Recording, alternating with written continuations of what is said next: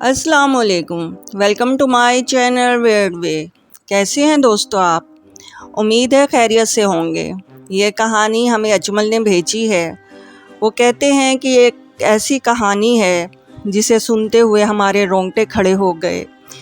یہ ایک ایسی فیملی کی کہانی ہے جن کے ہاں اولاد پیدا ہوتے ہی مر جاتی اور بہت سے واقعات ان کے ساتھ پیش آئے۔ کہانی کا آغاز کرتی ہوں۔ کہتے ہیں کہ ہم نے ایسے بہت سے واقعات سنے، بہت سے دیکھے ہوں گے، لیکن اس اسٹوری کو سناتے ہوئے میرے رونگٹے کھڑے ہو گئے۔ تو یہ کہانی پنجاب کے علاقے صادق آباد کی ہے۔ یہ ایک ایسی فیملی کی کہانی ہے کہ جن کے ہاں اولاد پیدا ہوتی اور فوراً ہی مر جاتی۔ ان کے ہاں پہلے ایک بیٹا پیدا ہوا جو پیدا ہوتے ہی مر گیا۔ اس کے بعد ایک بچی پیدا ہوئی جو پیدا ہوتے ہی فوراً مر گئی۔ دوبارہ سے امید سے ہوئی، پھر بچی پیدا ہوئی اور پھر جو ان کے ساتھ ہوا، وہ کہتے ہیں کہ اصل مسئلہ یہ ہوا کہ اس کی آنکھوں سے خون نکل رہا تھا۔ وہ بچی پیدا ہوتے ہی مر تو گئی، لیکن بہت کوشش کے باوجود اس کی آنکھوں سے خون نکلنا بند نہیں ہوا۔ کچھ سمجھ نہیں آ رہا تھا کہ یہ کیا معاملہ ہے۔ مولوی صاحب کو بلوایا گیا۔ انہوں نے کہا اور عجیب بات کی کہ اس کو کسی ویرانے میں دفن کر دے، قبرستان میں نہیں دفن کرنا۔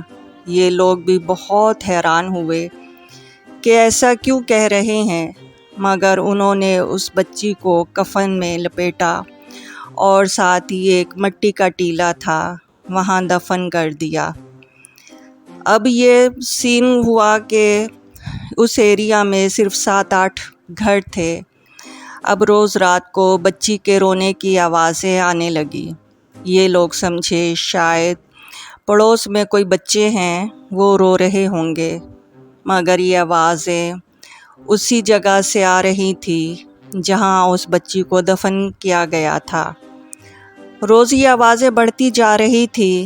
اب جو اسٹوری بتا رہے ہیں، اس نے کہا کہ ایک دن رات کو بھائی کے ساتھ باہر گیا کسی کام سے، اسی جگہ سے گزر ہوا تو لگا جیسے کوئی جانور ہمارے پیچھے آ رہا ہے، ساتھ ہی اس کے غرانے کی بھی آوازیں آ رہی تھی۔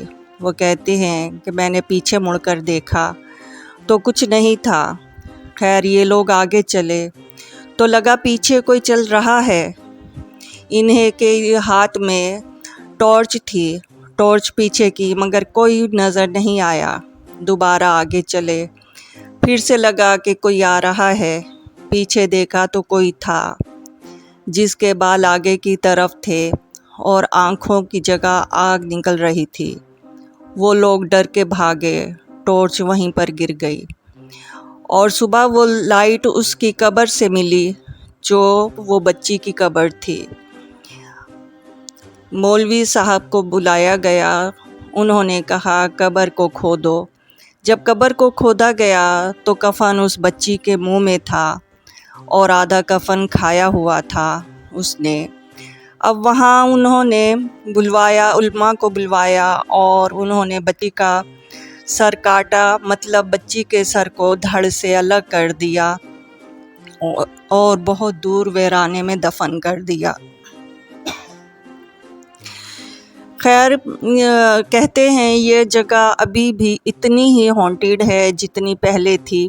جب بھی کوئی جانور وہاں سے گزر جاتا ہے تو اس کی لاش وہاں سے ملتی ہے۔